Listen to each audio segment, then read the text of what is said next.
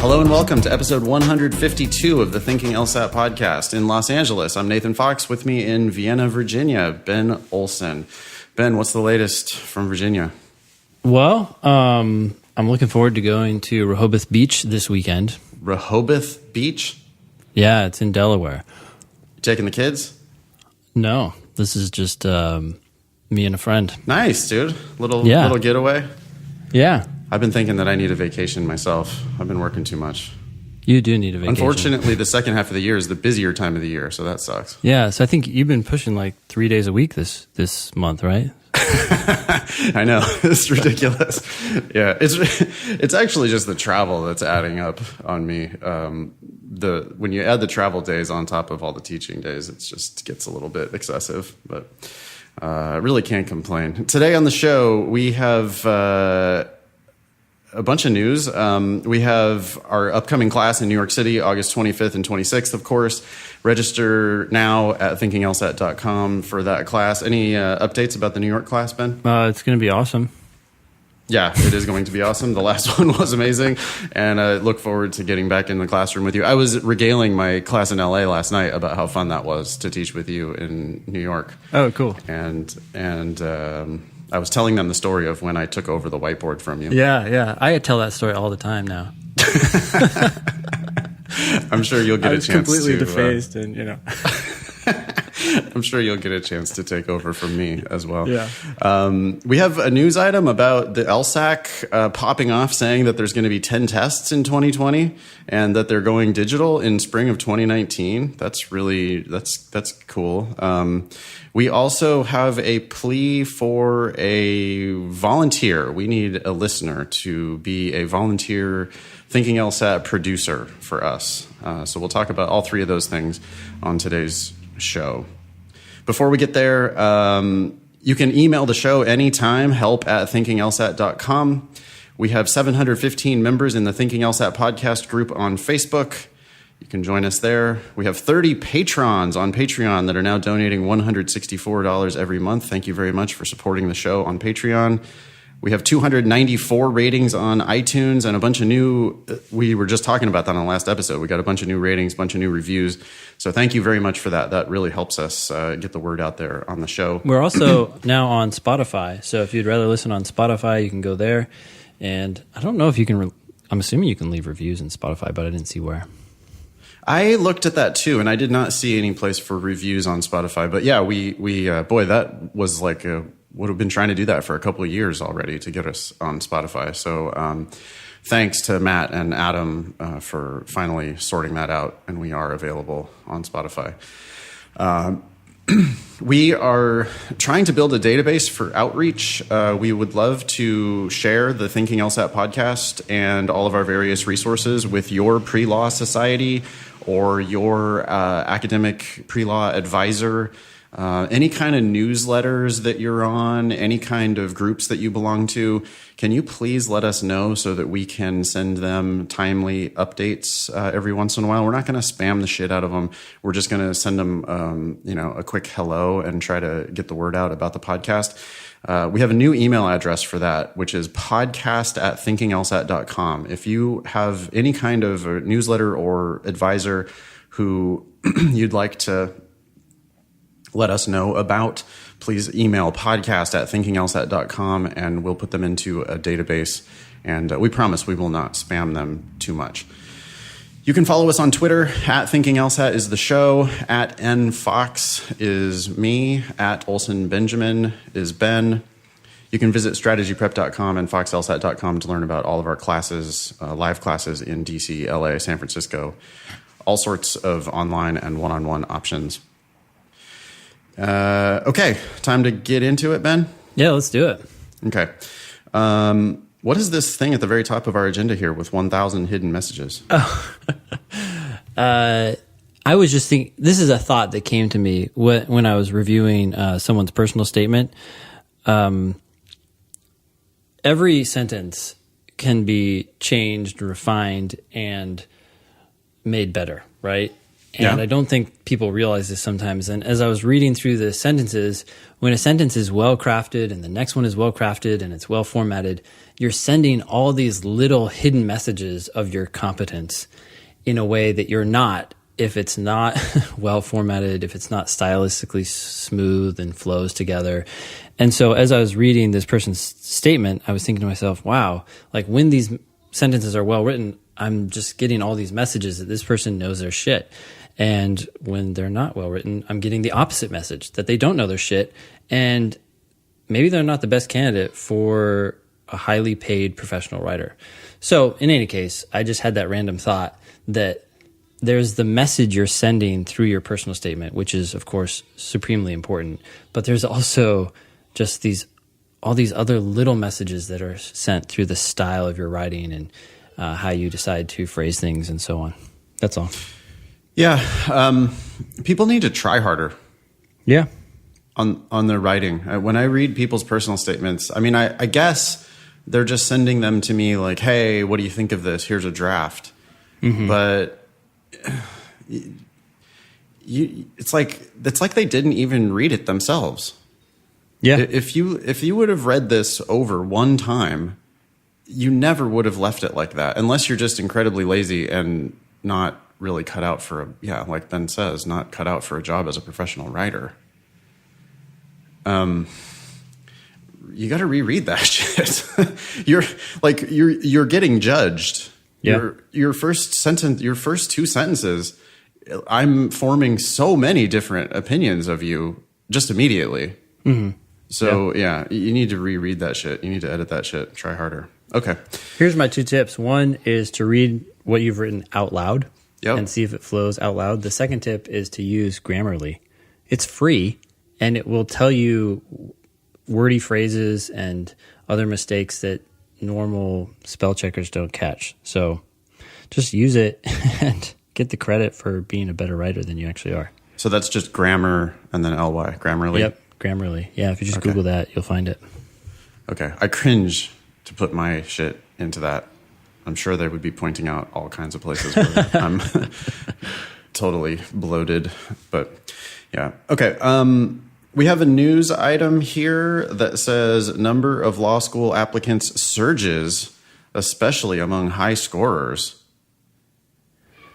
Yeah, that's interesting. That sounds like a lie to me, by the way.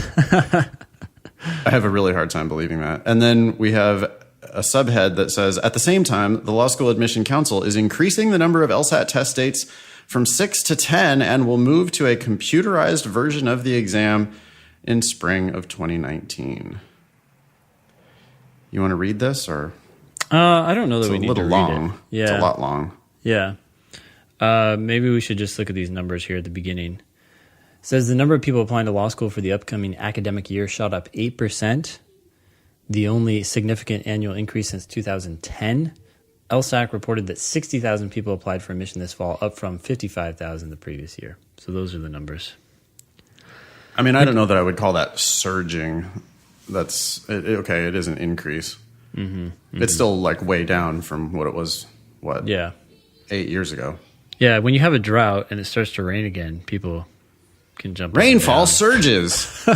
It's like, it's the first time it's rained in 5 years. Yeah.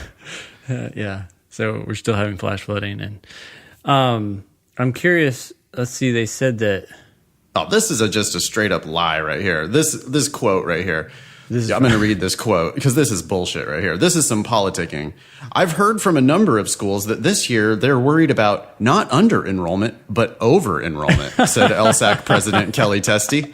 Because the demand was so strong, some schools are finding that they may have had higher yield rates than they had in prior years, and they may have larger classes than they aimed for. Yeah, right. Law school's complaining about over enrollment. My ass. They've cut all over the place. Like law schools they shrunk by like 25%, didn't they? I mean, everybody had to tighten the belt. Mm-hmm. I mean, I'm obviously not the top schools, but yeah. Well, that's what's going on here. Going out of business. Come on. She says I've heard from a number of schools.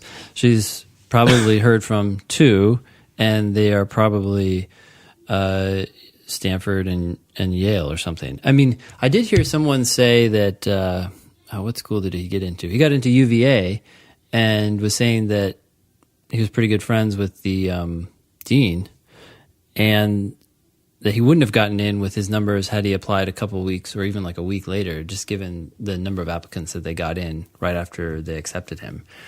Who knows why the dean was telling him that, but it does sound like it's tight up top. But that sounds like a lie, but... Well, I don't know. I mean... that sounds like hey, you better hurry up and put your deposit because you almost didn't get in. Yeah, maybe. Or like, hey, the reason why we're not giving you any scholarship money is because you barely got in. Well, I'm not going to discount it right away, but the point is, I think that demand has always been high for the top schools. Right. It's just, you got to look at the whole market, and she's just referring to a number of schools. This is like an LSAT flaw, but anyways. Yeah. Here's another lie. Check out this, or just this article is just they're giving all the. I don't know why this writer wants to pump up law school admissions so much, but it's like they clearly made up their mind. Clickbait, right? Yeah, well, it is. It's always everything. Man, I got to start. I'm tempted to unfollow Above the Law on Twitter because it's so much clickbait. Like you click on any of their shit, and it takes you to a story that's one sentence. Oh, lame. It's like not even. It's like, what are you doing? Why are you wasting my time? Check out this lie. Early indications also suggest that the applicant pool will expand yet again for the 2019 entering class. The number of people taking that law school admission test in June and July was up 30% over the previous year. The June and July exams are considered the beginning of the new admission cycle, when early bird applicants start the process. It's up 30%, Ben. June and July. It's up 30%. Wow. I don't know. That's kind of interesting. That's a big number to me. You don't like that number. You don't. There was no fucking July test last year. This is the first July test ever. Yeah. Of course they open up if they have more. Come on, dude. It's like there's surely people are taking it in July that weren't ready for June. They were going to take it in the fall test, and now they're taking it in July instead. It's just. How do you not mention that if this is a news story? How do you not mention the fact that there was no July test last year? No, that's important. What I'm really curious about is, are they talking about unique people, or are they just talking about the total number of people taking both tests? Because that'd be hugely skewed, right? Like if someone took it in June and July. This is clearly pretty one-sided, sloppy reporting. So, it's the odds of that being actually a 30% increase in people is pretty low. It's probably people retaking.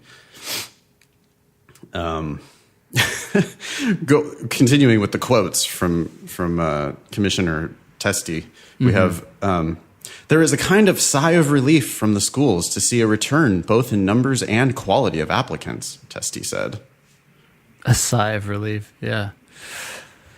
Well, This year's applicant pool was not only larger, but also more qualified, council data shows. The number of applicants with LSAT scores of 175 to 180, the highest score band, increased 60% over the previous year. Well, yeah, I mean, there's just not that many of those. Yeah, I wonder how many there are in terms of hard numbers.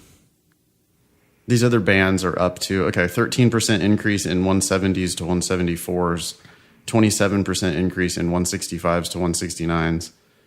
You know what else there is? Big increase in accommodated testers. That's an interesting point. I mean, those two things definitely go hand in hand. Yeah. Not that we're trying to stir the pot or anything. Jeez. Okay. Well, cool. All right. There you go. Well, hey, Ben, we were worried about going out of business, but I guess we're not. We're good. We have a sigh of relief, like law schools. Ben and Nathan breathe a sigh of relief when they realize that they'll be able to continue having their businesses where they don't really have to work that much. 3 days a week. All right. Yeah, cool. Thank you, Karen Sloan. Yep. That was who wrote the article. Yep. Next one? Yeah. Is this clickbait too? I don't know. There's a lot of clickbait. Let's see what it is. Nathan, I apologize for any typos, semicolon. I'm somewhat drunk in the wake of the July LSAT. Okay. I just wanted to shoot you an email and thank you for recommending I buy the Logic Games Playbook. Oh, this is a puff piece. Here we go. Oh, it's a commercial for my book. Great. I was wondering how this got to the top of Let's get this with more enthusiasm, Ben. Come on. All right. I just wanted to thank you for recommending I buy the Logic Games Playbook. Available on Amazon.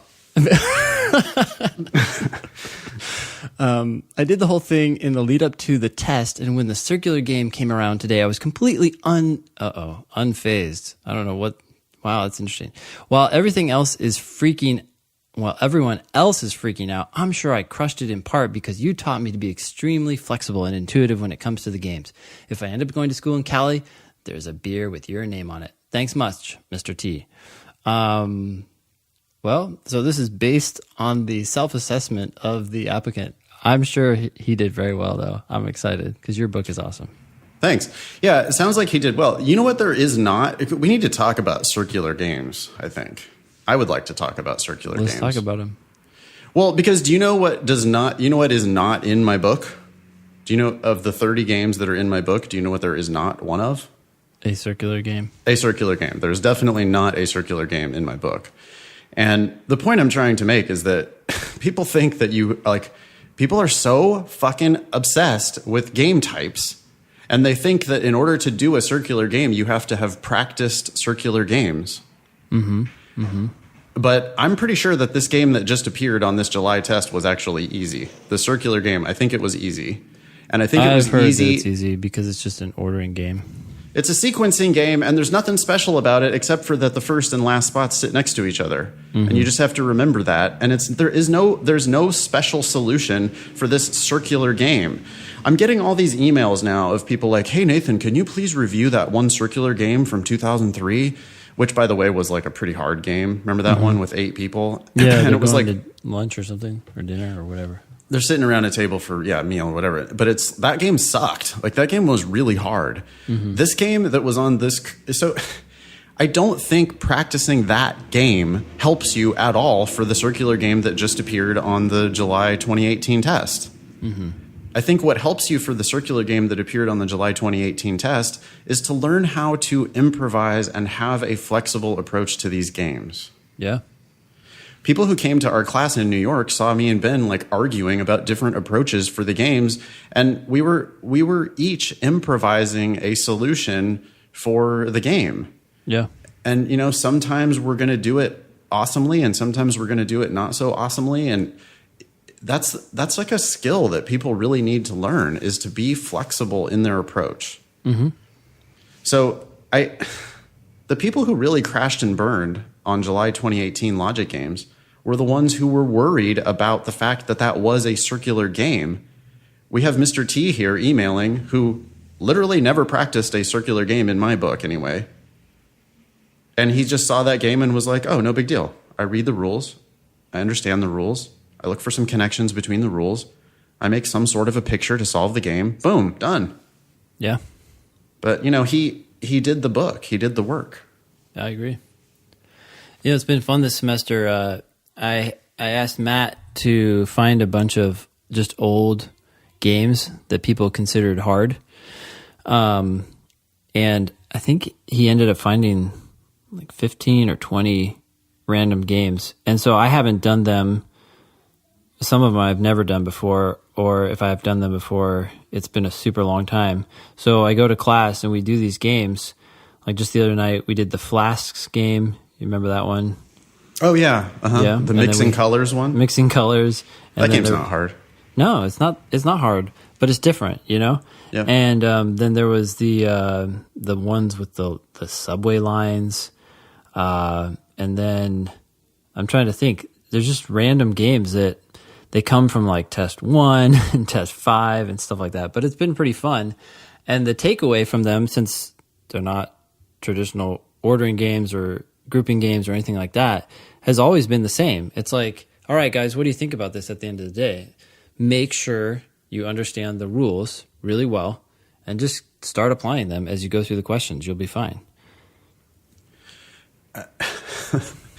Yeah, well said. There's just not that much to it. You just have to not shit your pants. You have to calm down, and you have to remember that they gave you all the information you need to perfectly solve the questions. The games make perfect sense. Mm-hmm.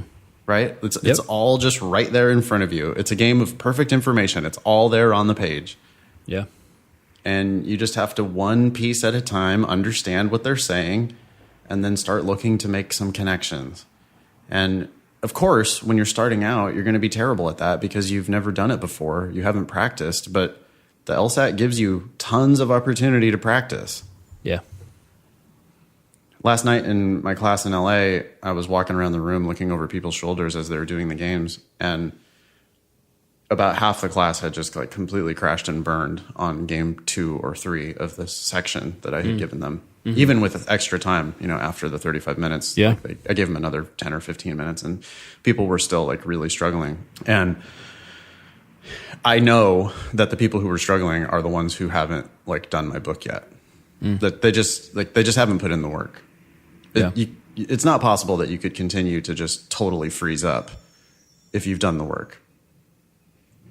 It's pretty simple. Cool. This next thing's kind of cool. I'm all about our listeners generating content for us. Our listeners doing work for us. I'm all about it. Yeah. Other people doing work for you. Yeah, that's the thing. Yeah. So this was Trevor. So what Trevor did was he took the above the law top 50 schools. Very simple. He put them into a spreadsheet, and then he went on to, I guess, the 509 reports, and he has a column for percentage of students receiving some scholarships, which is just very high. Then we have below 50%, half to full, and then a column for, which I think is the most important column, which is what percentage of the school is getting full to full plus. Mm-hmm. And he added those up. Okay. So that's the total number of like what we would consider to be full rides. Sure. Yeah. At the school. Then he also has a column for cost of tuition in state and cost of tuition out of state and cost of living. Yeah. So which are, those are very real factors. Mm-hmm. Although cost of living, of course, is so dependent on your family situation and a lot of other stuff. Yeah. But then he ranked it by what percentage of the school is there on a full ride or a full ride plus. Yeah. And we'll post this on thinkinglsat.com, by the way. But the number one school at the top of the ranking, very interesting, I thought, University of Iowa. Not that anybody wants to go to Iowa, but, it's ranked 26th on job outcomes according to Above the Law. Yeah. And it has over half of the class, 51% of the students at Iowa are there on a full ride or full ride plus. Yeah. That's according to their ABA 509. Mm-hmm. Mm-hmm. So, if you're serious about being a lawyer and you live anywhere in the Midwest, you could go get your JD at Iowa for free. And, it's probably not that hard to get into either. Yeah. Also, Washington University in St. Louis is sticking out to me because they have a above the law ranking of 17. Uh-huh. And they're giving away 21% full rides. So, geez, seems like a good place to try to go. Get a free ride. And anyways, all of these schools, but they are largely, incentives for people like to go live in places where people don't want to live, right? It's not like there's not like a ton of schools in New York City that are giving giant scholarships like that. Yeah. Although NYU is up here with almost 10%. So that's pretty cool. That's right. Yeah. 10% at NYU, 9.5% at UVA, 9% at Cornell. Yeah. Lots of good options for getting a full ride or a full ride plus. I mean, going down the list. Wait, how did he sort this? I don't know, because it's not exactly descending. No, because if you scroll down the list, you got Chicago at 13. That's number one on Above the Law. And Chicago is giving 13% full rides or full rides plus. Yeah. Bunch of good options down here. Confused by your sorting, Trevor. Yeah, well, I mean, maybe, I don't know if I have edit access, but maybe we could resort it. Yeah. Whoops. There. I just did it. All right. Oh, filter view is temporary, so only you can see it. Oh, that's neat. If you have read access, you can still sort the sheet, but it's only for you. It's a temporary filter. Okay. Yeah, okay, so now the top of the list goes Iowa, Villanova, University of New Hampshire, Washington University in St. Louis, Temple. Those are all the schools that are 20% or more. Georgia State, Wisconsin, Alabama, Louisiana State, Chicago, Missouri, Seton Hall, Arizona State, Baylor. That gets you down to 10%.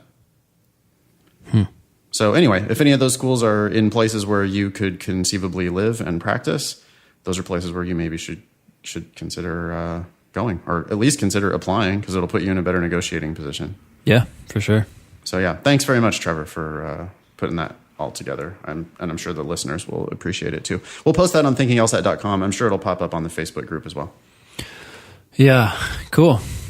Oh, this next one, I'm just gonna summarize what this guy was saying. So last time we had an argument about the debt to GDP ratio. That's right. And yes. you made an analogy, and you said that if someone was earning $500,000 a year and they had a $500,000 debt, would I be okay with that? And I only hesitated because I wasn't sure whether the analogy was a good one.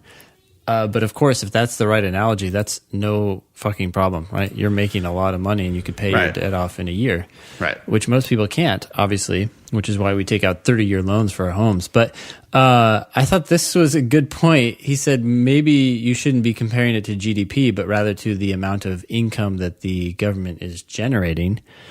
I feel like the analogy is a closer fit, even if it's still not a good one.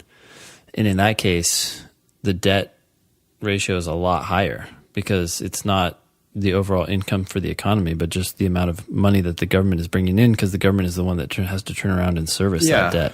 Right, but the problem with that is that the U.S. government has unlimited power to tax the greatest economy in the world. So, yeah, right now we look like we're, because we're not taxing enough. I mean, the solution is we just have to fucking tax ourselves more. I don't know. I don't like that idea, because if you're going to you're going to also diminish GDP if you start taxing more. Man, I'm already on the edge. I'm already on the brink of yeah, you're running away. You're really suffering. Yeah, I know. Yeah, I could just see you. I could just see you moving to Costa Rica so that you don't have to pay taxes anymore. I am on the verge, man. I'm out of here. Well, it's just that this is the reason why, the U.S. is the best credit risk in the world, as evidenced by the price we pay on our bonds. People loan us money cheaper than they loan anyone else in the world because we have the biggest economy in the world, and we do have unlimited power to always tax ourselves to pay back our debt. So, I for one think we ought to tax the richest people more, and that actually doesn't even include me and you, Ben. That includes ultra wealthy people. Warren Buffett agrees with this, by the way. Bill Gates agrees with this.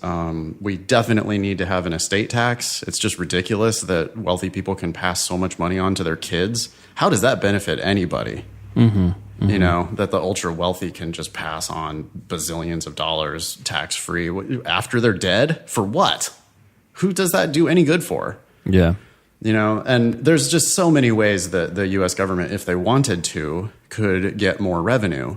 And when the government swings back to a more progressive, liberal progressive government, obviously taxes tend to go up. When you elect somebody like Trump, then taxes just go way down. But I don't know. I'm not worried about our debt. I'm not worried about the deficit. I'm not worried about our debt.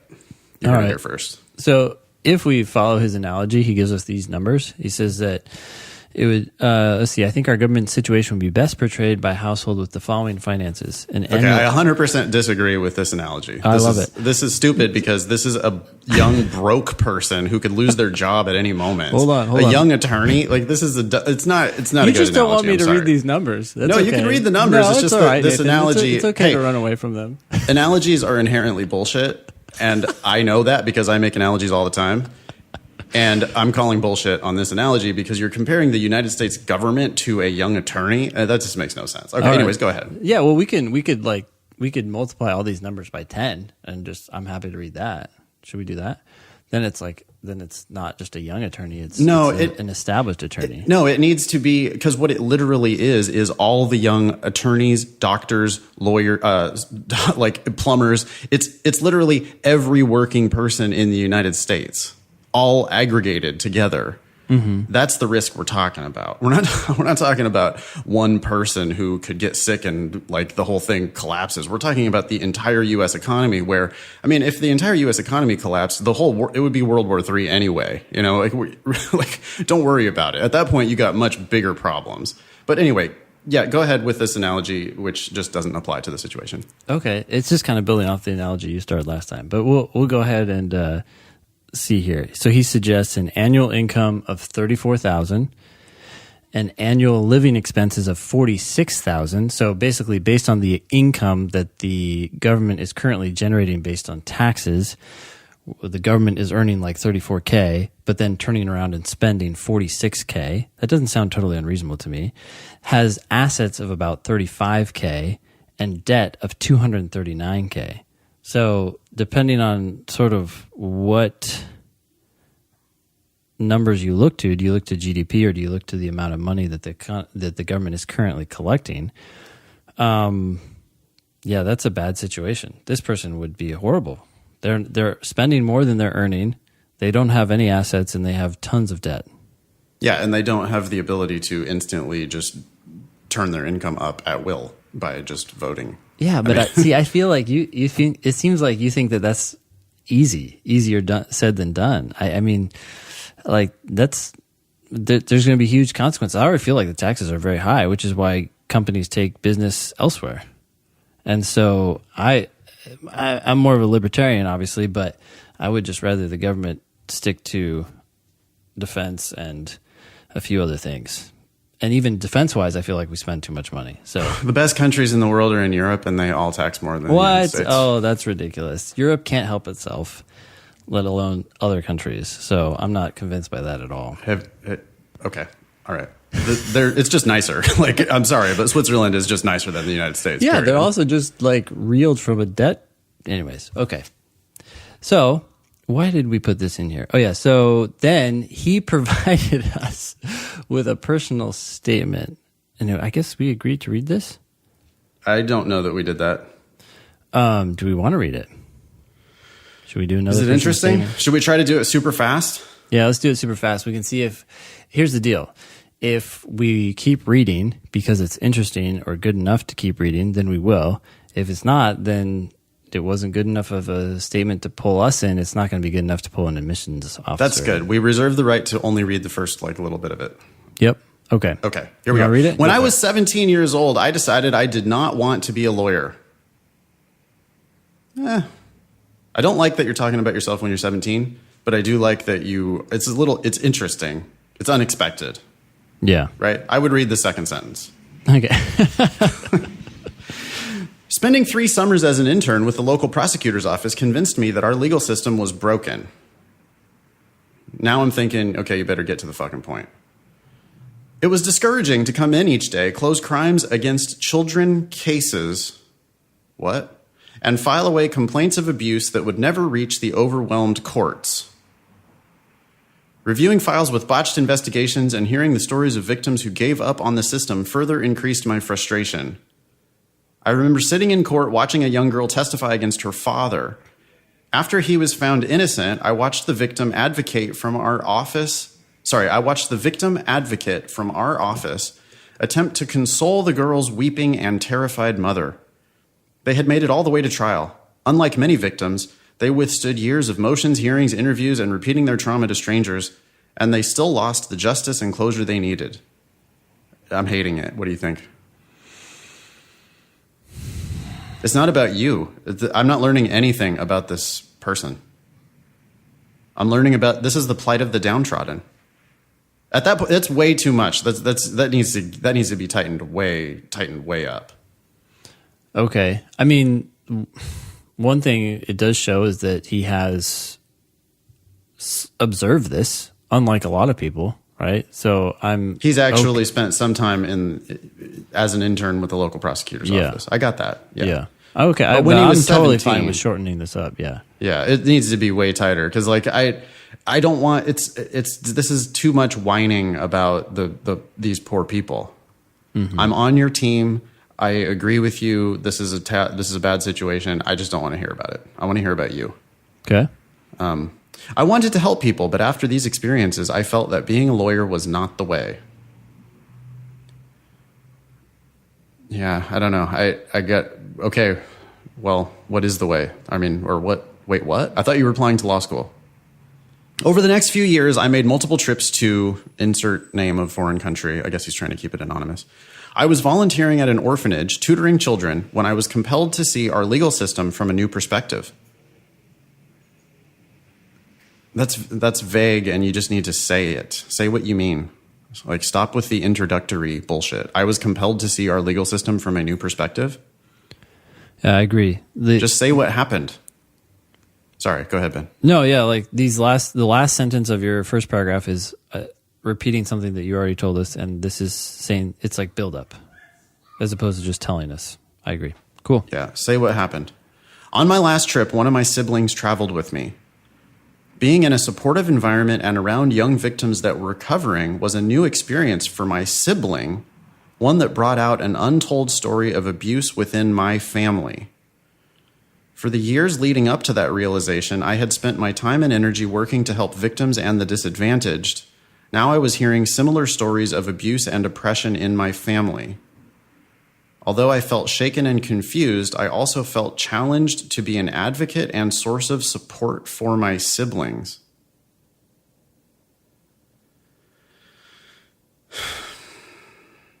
I don't know. I'm sorry about all that, but it's like, that doesn't make you a lawyer, though.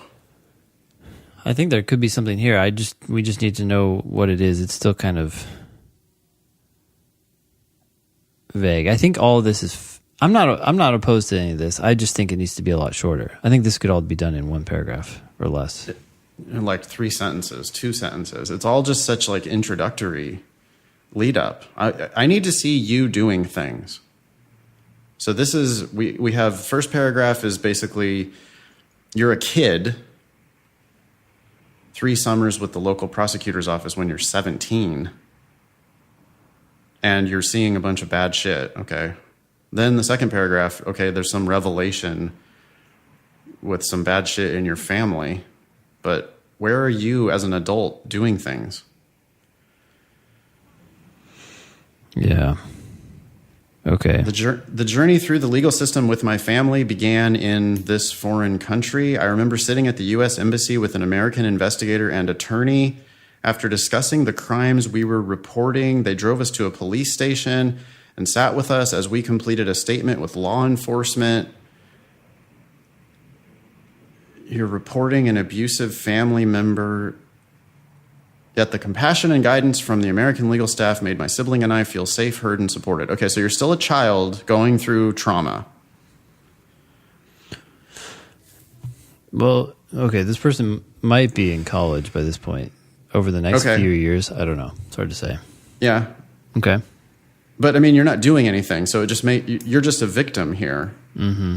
And it's about the lawyers and the local prosecutor and whatever, and now, okay, blah, blah. Through her tears, the prosecutor repeatedly told us how sorry she was that she could not prosecute the case. Now you want to change the legal system. Okay, but that's 4 paragraphs of a 6-paragraph statement, and so far you still haven't done anything. Since that time, I've worked as a legal assistant, private investigator, and paralegal. I've focused on obtaining experience in many areas of the legal system, from tracking down defendants and serving them with a summons from court, to gathering evidence for cases and managing the many menial tasks those cases require in litigation. Becoming a lawyer is now the next step. Yeah, go ahead. Oh, that's kind of like resume summarizing. It's not necessary. We need a story. It's like, yeah, we know what a legal assistant and a paralegal does. Yeah. Throughout my experiences in our criminal and civil legal systems, I have been inspired by many capable, empathetic, and passionate individuals. Vague. It's very vague. These individuals are burdened daily by inefficiency, blah, blah, blah. Okay, nope. I'm done. So here's what you need to do. You need to take everything that you said, which does provide, I think, a relevant background or context to your current situation, and say that in like one paragraph. And then take one experience from all this work that you've done since, so apparently you have done it, that can illustrate what you do now and what you think now. And basically flip this personal statement over, put way more focus on what you're doing now. But I do think you should include the past story because it's relevant to your motivation. And then It's just got to be way shorter. yeah, and then way longer on what you've done. Just take one or two experiences and expand them and see which one sounds the best and does the most to illustrate your skills and why you want to go to law school. Still, the last thing, Yeah, go ahead. Sorry. I was just going to say the last thing with this last paragraph is it sounds very empty. It's full of platitudes. I've been inspired by many capable, empathetic, and passionate individuals. It's like anyone could say that, and it doesn't. We just have to believe you that you've been inspired by them. And we don't necessarily care that you've been inspired by them. We want to know, we want to see that inspiration in action by what you now do or have done. Yeah.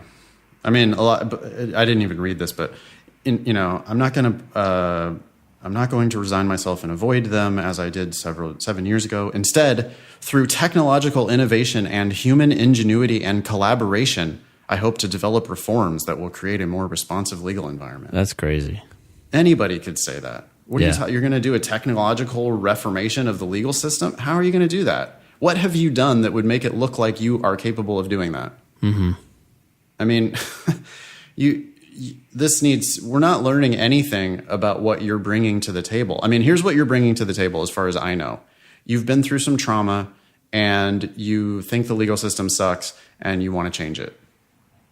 Like you've been a paralegal, legal assistant.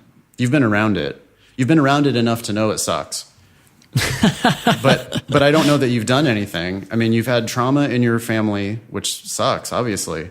And you've seen how much the system is broken and you want to fix it. Okay, good.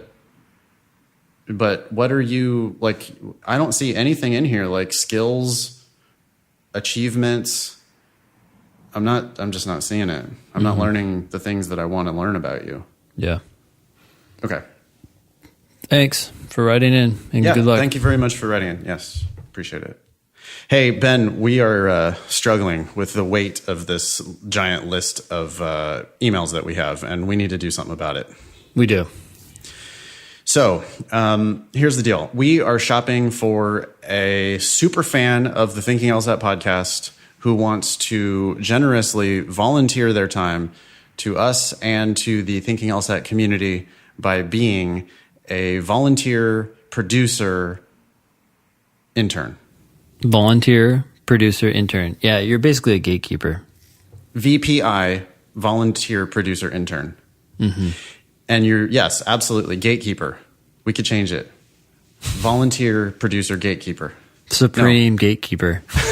Yeah, we'll figure out a good analogy or a good acronym for it. But basically, what we need is somebody to manage the incoming emails. We get tons of emails, and we really appreciate them. help@thinkinglsat.com. But as the audience has grown, we are nearing our 1 millionth download now. Did you know that, Ben? We're about to eclipse the 1 million download mark of the show. And we are getting so many emails now that we just can't keep up. And the problem is that people jump into the show on different episodes. And so people end up emailing questions that we've covered, ground we've covered a million times. Yeah. And I think that used to be maybe cute and fun. But now that we are getting a little bit bigger, I think we owe it maybe to the audience to try to cover new ground a little bit more often. I agree. On each episode. So here's the deal. Email help@thinkinglsat.com.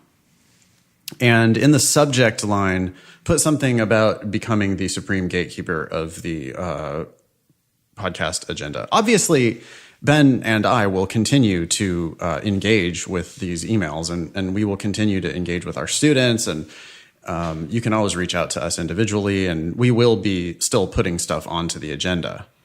Yes. But we need somebody to manage this for us. Like, we need somebody to basically say, hey, guys, here's what we need to talk about this week. And manage all the incoming emails. Ideally, this person would also refer people, when people email help at Thinking LSAT saying, hey, where can I learn more about this?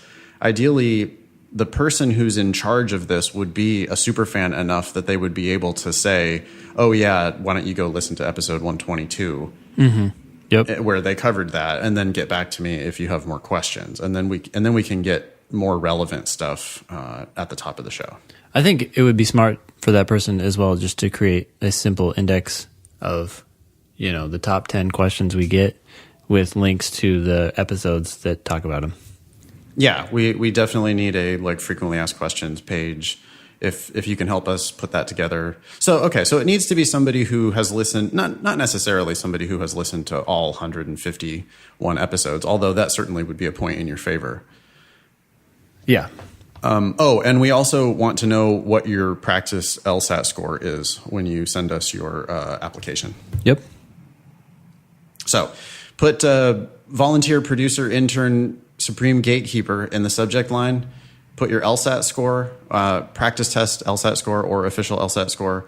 Put how many episodes of the podcast you've listened to, and put your availability for helping us manage this workflow. We will both be very grateful to you. One final thing, we'd also like to know how interested you are in fighting for justice. Yeah, That's definitely tell us that. Super important. Yeah, and the plight of the downtrodden. We would like to hear about that as well. Thank you. Cool. Okay. Yeah. All right. So this next email, hey there, I have a question about writing a grade addendum. At the beginning of my junior year, I was hit by a car while riding my bike. My grades dropped significantly. I should have taken the year off or at least a semester, but I was too focused on graduating. For reference, when I started my junior year, I had a 3.8. I graduated with a 3.4. Okay, the accident was bad. I'm not concerned with this aspect of the addendum. This information was for context. Wait. Okay. I went to graduate school after my undergrad. Where are we going with this? I know that this isn't going to help me as far as making my undergraduate GPA look better, but I've heard on your podcast that law schools expect to see a 4.0 or very high grades for graduate programs. My school grades on a low pass, high pass scale. I have mostly passes, a couple low passes, and a couple high passes. The program didn't hand out high passes very often, but a significant reason I don't have mostly high passes. Is that my partner was in a motorcycle accident. This is like we're obsessing about graduate GPA, which is not important. Yep. Short answer, don't worry about it. Yep. You're getting good LSAT scores. It says current PT average 168, hoping to break 170. As long as you do that, you're going to be fine. I don't think you need to write an addendum because you got a bunch of passes and low passes on your graduate transcript. They don't give a shit. Nope. You do want to write that, because if you wrote an addendum about your undergrad grades and an addendum about your grad grades, I mean, I feel like that's going to raise red flags more than anything. Yeah, now you're just trying to justify and explain everything. Get a good LSAT score, write a very simple addendum that recalculates your undergraduate GPA without the car accident year. Yeah. And that's it. Thank you, Lemony Snicket. Mm-hmm. Thank you, Lemony. Hello, Ben and Nathan. I'm a huge fan of your podcast. Thank you for sharing your collective insight every Tuesday. Well, Monday now. I'm writing with a quick question. A few relevant details about me. 2012 graduate, intended fall 2019 applicant, 5 years of living overseas, 1.5 years as a law firm, as a legal assistant. I like my current job and I know the laws for me. However, I was recently offered a job as the local brand manager for a major running shoe company that just began importing where I live overseas. As a semi-elite runner and running shoe nerd, I think it would be an exciting job and would like to accept it. Would law adcoms look down on this job change? Do they prefer to see applicants with varied work experience or long-term experience in a firm? So, one, let's just answer this question right here. Do they look down on this stuff? No. I think we've said this before. People feel like they need to get legal jobs. You want to get non-legal jobs because especially if you love them, because that's what most people don't have. And go do awesome in it and say, I want to go to law school despite the fact I'm working in this non-legal job because I want to do something in the law maybe related to this field, such as running.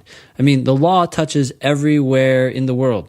Everybody deals with the law in some way, shape, or form. And so if you can come to law school with experience in another field and all the knowledge that comes with that, and you can show, hey, look, I want to take my knowledge and experience in this other domain and tie it in with the law.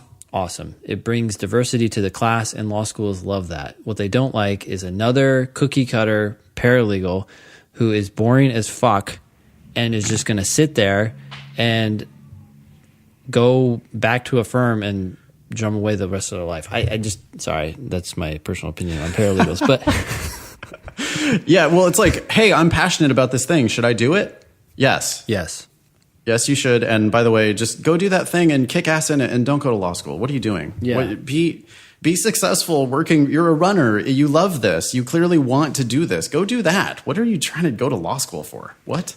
Well, the funny thing is I wrote back to Runner Nerd. I do remember this and said, hey, apply for the job and delay a year because at the very least, you'll figure out whether you still want to go to law school after a year. And she wrote back and said that she did that and she's excited. So good. Yeah, good. Awesome. Okay. Thank you, Runner Nerd. Yeah. Anything else? Nope. Next. Okay.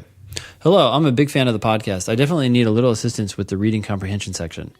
I'm a U.S. military member deployed to the Middle East, so I'll be taking the LSAT in October. I studied from January to June and became burnt out, so I decided to take a break until August. No, don't. That's a long-ass break. Yeah, no, why? How much recovery do you need? Maybe a week off and then don't study so insanely. I'm scoring an average of 160, 161. That's a really tight average. However, in the RC section, I'm still struggling. You're struggling everywhere if you're getting a 161. I can finish 3 passages, but will score about 17 total questions right in the section. This includes guessing on the last passage, so I would say an average of 2 questions wrong per passage, sorry. So that's a lot. I'd prefer to answer all 3 passages correctly, but I'm not sure what I'm doing wrong. But you're not understanding the passage well enough. I've received tutoring and they were not able to help me fix the problem. Your problem is reading comprehension. Here's one thing to think about when you're reading a passage. You need to understand what the individual sentences are saying, and you need to understand the overall structure of the passage. In other words, how the sentences relate to other passages. And the 2 tips that we give most frequently, 1, read and understand, and 2, predict where the passage is going, helps you with those 2 things. Reading to understand the individual sentences will help you with detailed questions that ask you what must be true given what was said. And trying to predict where the passage is going will help you step back and see the structure or the overall picture. And that will help you with structure questions. And those 2 types of questions make up the vast majority of reading comprehension questions. So my guess is that you're struggling with one or both of those skills, either reading for detail and understanding what the person is actually saying, or understanding the overall structure, which just comes from trying to predict where the author's going. Sounds good. Yeah. This court, Britney continues. I have not struggled with reading comprehension previously, so I'm not sure what the issue is. I don't mark the passage too much. How about not at all? But I will mark a sentence in each passage that I find to be the main point of that paragraph. No. What? Where'd you learn that? There may not be a main point of that paragraph. I'm on the don't do any underlining, highlighting, anything. Recently I've been selling that idea to some people and they've really responded. Like, people have done much better who have just said, hey, I'm going to put the pencil down and I'm going to actually pay attention. Well, here, let me help you out. So a couple things. 1, there are only between 13 and 17 sentences in these passages. That's nothing. There's hardly any sentences. And people still, they tend to push back about not marking things. And they say, well, and I have marked stuff in the past, so I'm being a little bit of a hypocrite here, but things change over time. They say, well, I want to take note of this. It's kind of important or something like that.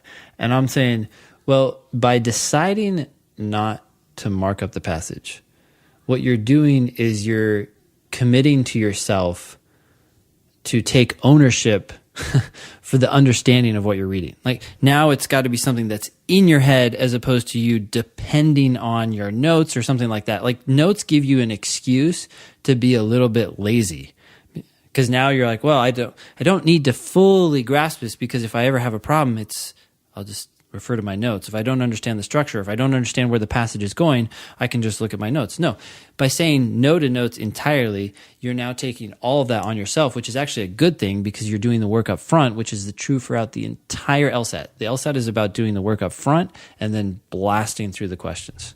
So yeah, love it. Yeah. Britney continues, I also feel that I understand the passage and what the author is saying, but you're getting them wrong, so you don't. Do you have any advice or tips I could follow? Do these two things. Make sure you understand every sentence before you go on to the next one. And as soon as you do understand it, try to predict where you think the author is going. If you just do those two things over and over and over again as you go through the passage, you will understand both the details and the structure, and you'll be good to go. Yep, I think you're not reading it well enough. You're not reading it closely enough. Then when you get to the questions themselves, I mean, you need to also be trying to predict the answers to the questions. Mm-hmm. Like, don't get so sucked into those answer choices. You're getting trapped. You get to those answer choices too quickly, and they just trap you. They confuse you. They waste your time. So you need to be predicting the answers before you read the answer choices. Mm-hmm. And you need to then just remember that probably this question is a must be true or a variety of a must be true. If it's about structure or something like that, it's a variety of must be true.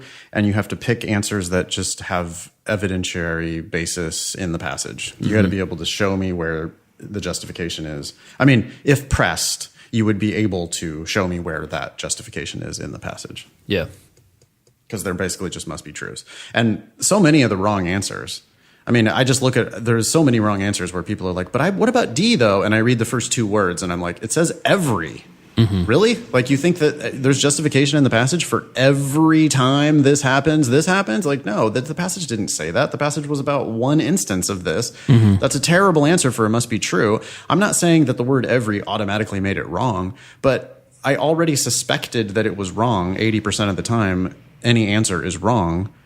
And so then when it starts talking about every or always or never or something like that, well, I'm even more suspicious of it now because I'm in my must be true mode. So it's possible that just practicing must be trues for logical reasoning is going to help you get better at the reading comprehension. Yeah. Okay. Is that it for Britney? That's it for Britney. Hi, Ben and Nathan. I have two questions. I'll try to be brief. And boy, this is a long-ass email. When someone says, I'll try to be brief, that means they're going to be long.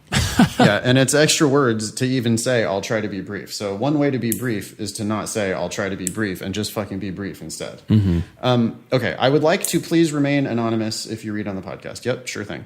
In the last episode, Ben mentioned that his score tracker might be going away soon. Any more details on this? I'm currently using it often and was hoping to until the September LSAT, but I'm now wondering if I should keep track of results elsewhere. Oh, shit. The score... Everyone panic.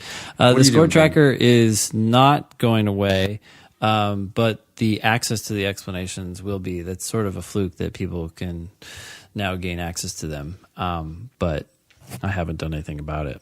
So a lot of people do take advantage of that, and that's fine. But it's not a forever thing.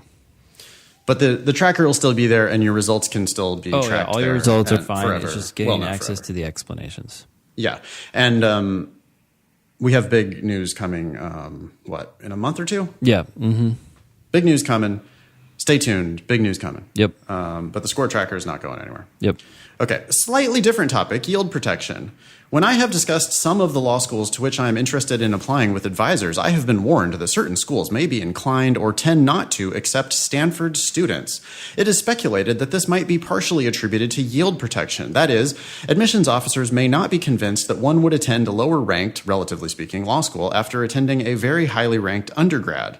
I'm not in any way trying to sound elitist, and I don't think that those advising me of this intended to be either. Trust me, I know there are plenty of students here who probably have mediocre numbers and would likely be rightfully denied from many schools.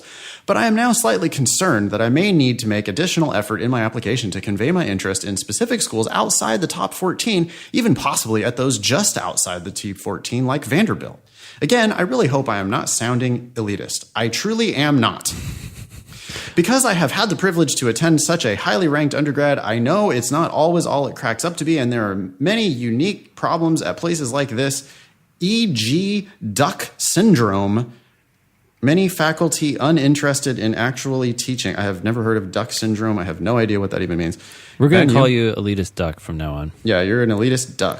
I think I do probably have the potential to be a competitive applicant at places like Harvard, Yale, Stanford. High GPA in an engineering major, last LSAT PT 168 after a few weeks studying, and I'm pretty confident greater than 170 by September. However, I would rather go to a school that I would actually be happy at. I also really don't want to take on any debt. I know that these three schools specifically only have need-based aid.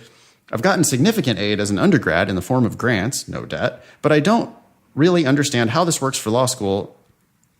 And if this is the case, I can't see why I would forgo potential scholarships at other good schools. I agree. I can't be convinced that the opportunities are that much better since I'm actually here and have even taken some law school classes. I guess my point in saying all this is that I want to make sure I can sufficiently convey my interest in being considered for scholarships at other schools. If my concern is completely ridiculous and unwarranted, feel free to say so. Otherwise, I would appreciate any advice on crafting my application with this in mind. Any anecdotal evidence, either way, would also be helpful. Thank you for your time. Love the podcast. Anonymous elitist duck. Elitist duck. Look, I feel like so much of this discussion, I almost cut you off, is just concern about things that you don't have any control over. Just get the highest LSAT score you can get, take the GPA that LSAC gives you, and apply broadly. And when you apply, you're going to give them your best personal statement that you can give them, regardless of whether they have this concern about Stanford elitism or not. Yeah, I don't understand what you're going to do something better now because you have this concern than you would like, oh, I was going to give them a subpar personal statement. Now I'm going to take this into account and I'm going to address it somehow. There's no way to address this. You just say you're awesome and you want to go to law school. That's what we all do. Yeah, and if there's a school that you're really interested in, like Vanderbilt, if you want to go to Vanderbilt on a full ride because you live whatever, that's your area, or you just want to be there or whatever, why don't you reach out to go visit Vanderbilt, call them up, like develop a relationship with them. They'll be super excited to have you apply, and they will, with your high 3.0 or whatever, it sounds like almost a 4.0 in engineering from Stanford with a LSAT that's going to be over 170. That is good for your application. Don't worry about the fact that they're worried about yield protection. Yeah. They would be so stupid not to admit you. If they're like, oh no, yield protection, we're not going to admit this great candidate. I mean, that's why they're not that good of a school. Yeah. That's a little bit like, oh no, that guy or girl, they're just way too hot for me. Yeah. I can't even say hi to them because they're just way too hot for me. Well, yeah, okay, then they are. They're way too hot for me. You've just self-fulfilled it. Yeah. So if Vanderbilt's really going to do that, then they're not in your league, and so then that's totally fine. And someone else will get it, and they'll give you a full ride, and you'll go there. And that's why you want to apply broadly, because you don't know how these idiots are going to respond to your awesome application. Right. How dumb would they have to be to do that? If they're that dumb, you don't want to go to that school anyway. So, and if you're really that worried about it, because if you do have like a number one choice or whatever, you could tell them that you're serious about them. Yeah. You could be like, listen, I know I'm way too hot for you. I know I'm out of your league. But I'm still interested. But I really am actually interested in you, Vanderbilt. It's your lucky fucking day, Vanderbilt. Do you want to get lucky or move on? Yeah. We're going to do this right now, Vanderbilt, or what? Because I'm telling you that I'm serious. Yeah. I know you think I'm fucking with you, but I'm not. And all right. There's a timer going.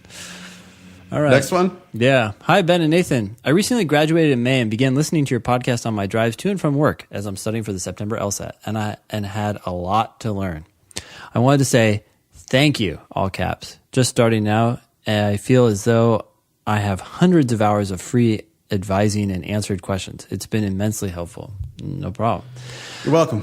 Yep. I stumbled upon episode 100 and couldn't stop laughing about your pearl and turd ranking and methodology. Oh, we're going to have to cut this one off because we already did this was someone else giving a pearl in the turd, but we already did, somebody else submitted pearl in the turd and we already did pearl in the turd. So thank you very much for sending in another pearl in the turd rankings. Yep. Okay. Now a couple questions for you. Oh. Stats debating in section 2. We're not going to talk about that. Yep. You often talk about, number 3, you often talk about unrealistic moves from California across the country. Wait, what? We do? I'm from Miami and went to the University of Miami on an academic full-ride scholarship. My time here is done, though. Yeah, get the hell out of Florida. I really want to move to either Washington, D.C., California, or Colorado. Wow, I have affinity for all those states, actually. These are the 3 places I've spent time other than Florida, and I can see myself living there for the rest of my life. I'm concerned that admissions officers in California won't take me seriously because I'm from Miami. They don't Nope. worry about that. It doesn't Not matter a thing at to all. think about. Yep, you're Nope. an American. That's all that matters. And you're willing to pay them money, maybe. What can I do to show dedication other than visit the schools? Don't worry about it. Don't even worry about it. Just apply to all 3 places. Yep. They're going to like you based on your numbers. They're going to believe you if you're willing to pay the money or whatever and send in all the jump through the hoops.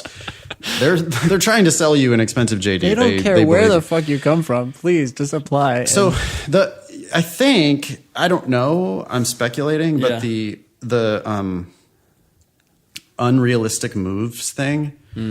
I think that's when I'm popping off about how people in Florida are not going to be impressed by your JD from Hastings. Oh, I think that's what I'm. Oh, of course. Once you go to a school, then trying to move, like, depending on how law is a local practice. That's what we're talking about, right? Yeah, if you go to a regional law school like Hastings, then like obviously that reputation just doesn't carry very far outside of California. Not to say that you can't work outside of California, but it's like, in Florida, people are like, wait, what? Hastings? What? Mm-hmm. What is that? Mm-hmm. So you in that case, you want to think about where you're going to go to school because you're going to probably practice around there. Yeah. But the schools themselves are just going to be excited to get your application. Yeah. Next bullet point. Yeah. Let's see here. So I'm starting a test master's class in July for the September LSAT. I can no longer endorse other classes. Any other classes? No, I'm done with theoretical technicalities that are just overwhelming and distracting and do more harm than good. Yeah. Like test masters, we just got an email from someone talking about, do I need to know the question types 2A, 2 or 2N or what? It's like, God damn it.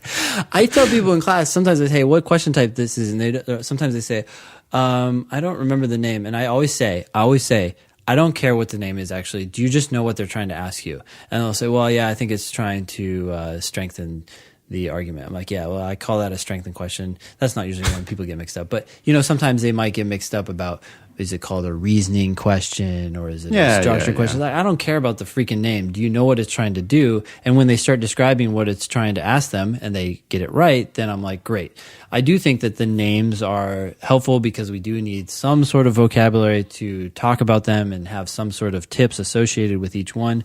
But I'm done with Test Masters, Power Score, Blueprint, Seven Sage, all these places that over obsess about theory and don't talk enough about intuitive understanding. Even the LSAC and Con with their principal questions, and it's just like it's simpler than everybody thinks it is. Yeah, isn't Khan a character in Star Trek? The Wrath of Khan, yeah. Yeah, the Wrath of Khan. I think that's how we should refer to this new Khan Academy. The Wrath of Khan Academy. I don't know. We don't really have enough information. We know. On how we that know more than is enough. going. We're good. We do. Yeah, it's the Wrath of Khan. We looked at some of the explanations. They're horrible. I know. I'm hoping it's going to get better. It's going to get better. It's going to change. They're asking the same people to write explanation. No, it's done. All right. Yeah. You certainly trying don't to need be to know the reasonable difference here? between type 2N and 2E and 2F and all that shit. That's 100% you don't need to know. And if it says trademark ever after any of their types, that is not a thing. That is them trying to make money. So, when you see PowerScore justify the conclusion trademark, it's like, come on, really? Yeah. I don't know. Yep. Okay. It's much more common sense than y'all are making it out to be. Yep. Okay. So anyway, taking a test master's class. Yep. Go on. I'm a little nervous though because studying independently, I'm already increasing my score so much. And this is after scoring a 160 on my blind diagnostic. Cold diagnostic? I know from your podcast that you'd recommend independent tutoring for someone like me, but I'm really just want to take the class and not spend all my money on individual tutor. Okay, well, the class is going to cost you a good $1,500. You could take either one of our online classes for less than that and then do a tutoring session or two and be spending about the same amount of money and getting advice that is through the roof better. Sounds like you've already spent that money, though.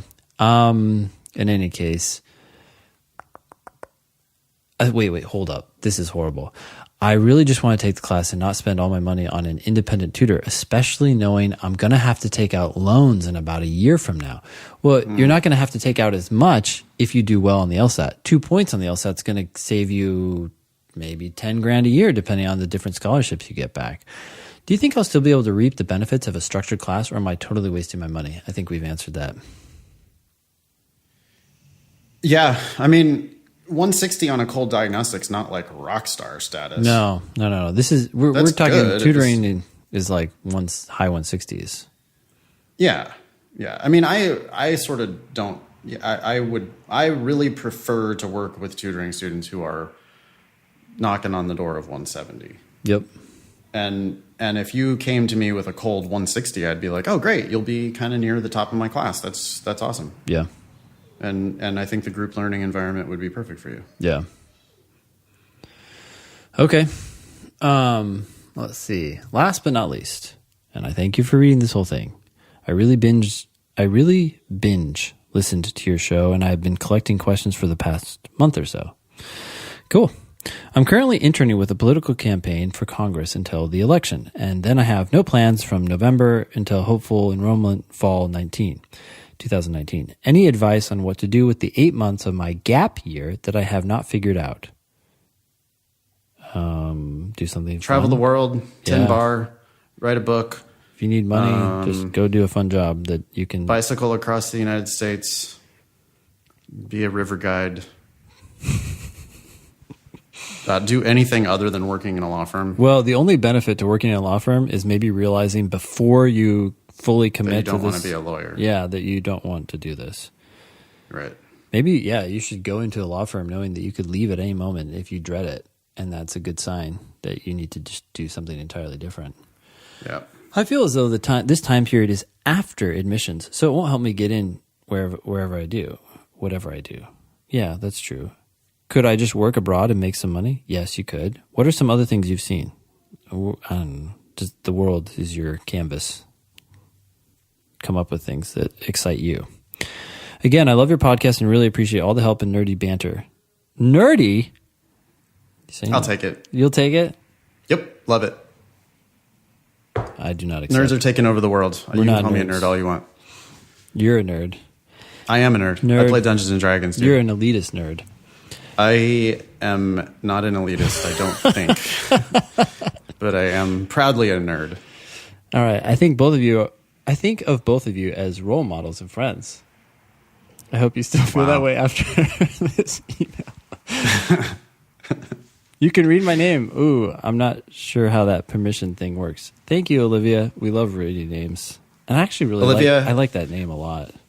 It's a very nice name. And I think of you as a friend as well, Olivia. Yeah. All the listeners, really. I mean, it's great to hear from all you guys. And even though we are going to get a supreme gatekeeper on help at Thinking LSAT, we still will really look forward to getting all of your correspondence at help@thinkinglsat.com.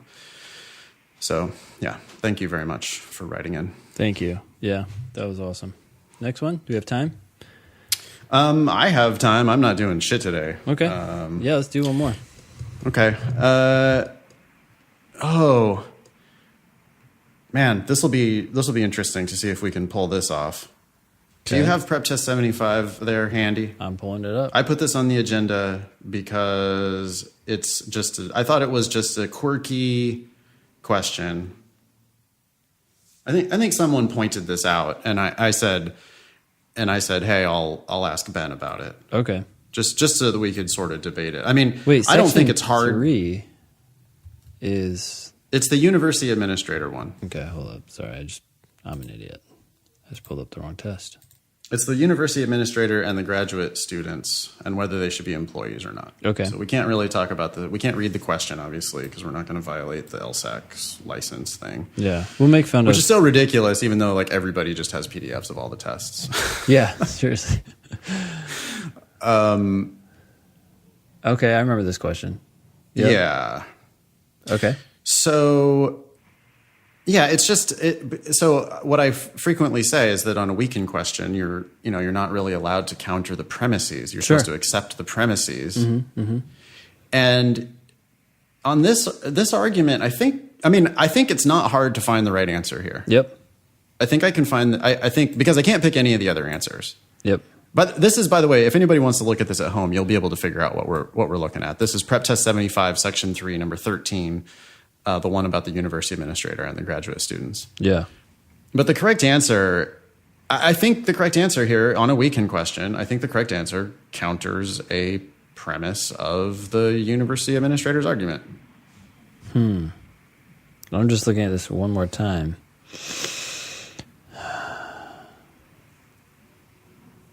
And the conclusion is the first sentence. I agree.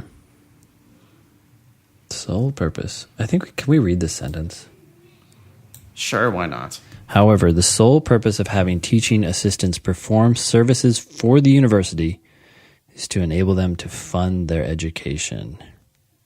If they were not pursuing degrees here, or if they could otherwise fund their education, they would not hold their teaching posts at all. So these are two premises. Yeah. Mm-hmm. Well, okay, so maybe the second to the last sentence, the one that starts with however, maybe that's like a sub-conclusion that follows from the last sentence. Sure.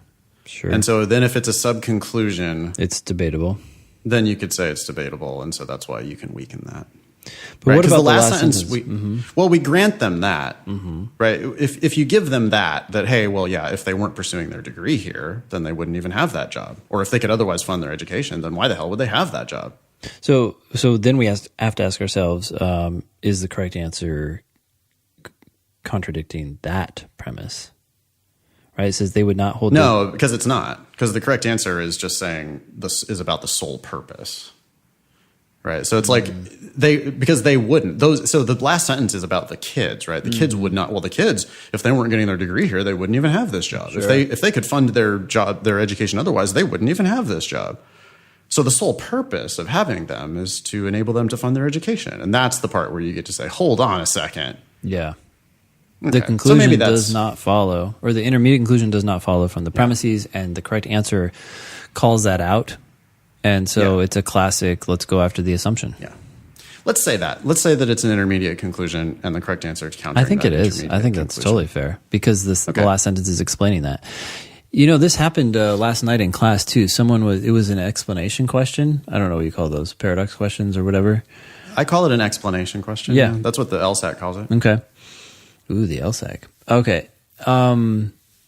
Anyways, one of the answers seemed to contradict one of the two facts that were provided in the passage, you know?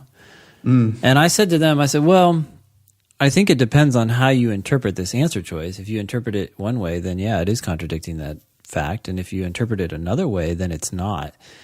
But given the fact that the question says, which one of the following, if true, most seriously weakens the argument, I think we're just going to have to, one, we have to accept it as true, and two, therefore have to accept it as, or have to interpret it in this way that I think is totally reasonable, but also consistent with the facts above. Just the way that the test is written. I mean, they're telling you which one of the following if true, and so you have to go there and accept it as true, which means you now have to then interpret it in a way that's consistent with the passage, which sounds a little strange, but sometimes things can be interpreted in two different ways, and they're not totally unreasonable, and you got to make it work. Otherwise, one of the answers has to be right. You're fighting the test. You're fighting the fact that it said if true. So just accept it. Yeah, by the way, with this question particularly, I mean, there's a much easier way to get to the correct answer, which is just to be super critical of this university administrator. Sure. You know, like you need to be imagining somebody that you hate in a very expensive suit, standing there on campus. You know, they make this huge salary, and look at what they're trying to do. They're trying to not give graduate students benefits. Yeah, right. That's what they want to do. This is a corporate administrator at a giant university trying not to give graduate teaching assistants benefits, and their evidence. I mean, part of the argument is, well, the sole purpose of having these teaching assistants perform services for the university is to enable them to fund their education. Yeah. Well, who wouldn't call bullshit on that? Yeah. Like, really, the sole purpose? Yeah. It's a bargain. I mean, you get something, asshole. You get something out of the deal. You can't say the sole purpose is for them. Yeah. And that's essentially the answer, right? Yeah. Okay. I don't know. Do we leave it there or do we keep going? Let's keep going. This is an email that came in, I guess it came into my website. Okay. It says, listening to the Thinking LSAT podcast every day in the car makes my commute enjoyable, and your insightful content inspires me to maintain intensity throughout my LSAT preparation. Thank you for that. Aw.